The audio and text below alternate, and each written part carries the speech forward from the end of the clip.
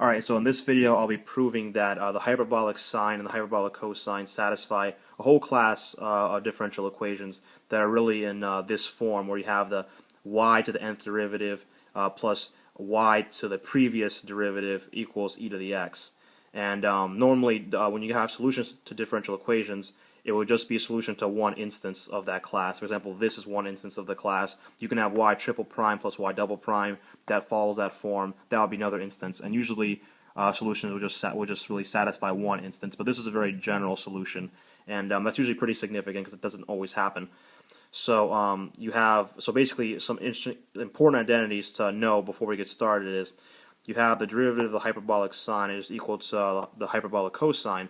And the same thing is true in reverse. Derivative of the hyperbolic cosine is just the hyperbolic sine. And the identity of that is, from that, you have the identity hyperbolic cosine of x plus hyperbolic sine of x is equal to e to the x. And actually, this comes from something else. Sorry, I misspoke. But this is an important identity, and I'll prove that in a second. And basically, it's this identity that I'm using over and over again to show that this differential equation holds true for these functions. So basically, you have so going back to the example I chose, y double prime plus y prime is equal to e to the x, and I'm using hyperbolic sine here. So I'm taking a second derivative, which of course is just the exact same thing, because if you have hyperbolic sine, you take the first derivative, you get the hyperbolic cosine. When you take the derivative again, which is what the double prime means, you go back to the same thing. So really, you kind of just jump back and forth between the two of them. So that's just that. And the derivative of hyperbolic sine already says hyperbolic cosine is equal to e to the x, and look, that's what the identity is. So we technically could be done here. This alone would be a solution, but I'm just going to prove it anyways why that works.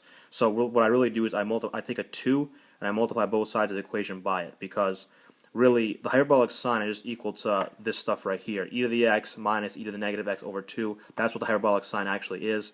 And hyperbolic cosine is equal to this. So if I multiply by 2, these 2's in the denominator cancel out, so this way we don't have to deal with any fractions. And of course, whatever I do to one side, I have to do to the other side, so e to the x gets multiplied by 2. And from here, it's really just algebra. You kind of just cross these 2's out, you have only the numerator stuff left, and that you just kind of do some algebra, and at the end of the day, you get e to the x equal to e to the x, and lo and behold, that's exactly what we're supposed to get. So basically, hyperbolic sine is a solution to this. We just verified it. But how can we extend it to a general case? It would make sense to the extent to a general case, but of course in math you can't just assume, you have to prove.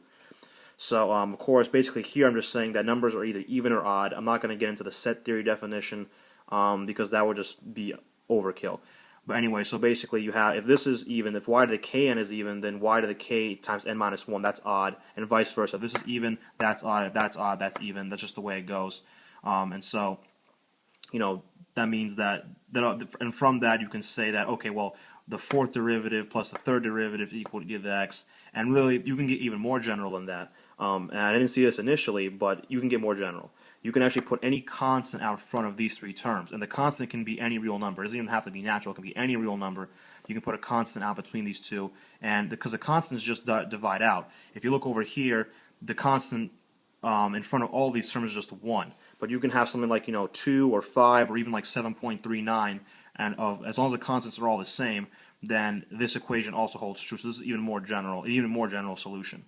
And of course, another interesting thing to point out is if you have a minus here, the solution will be e to the negative x. So basically up here where I had y double prime plus y prime is equal to e to the x, if I put a minus out here, this would become e to the minus x. And really the proof of that is very, very similar. It's kind of like the same thing. You just kind of change a few signs around, but the whole approach is basically the same. And so really that's the interesting thing about hyperbolic sine, hyperbolic cosine.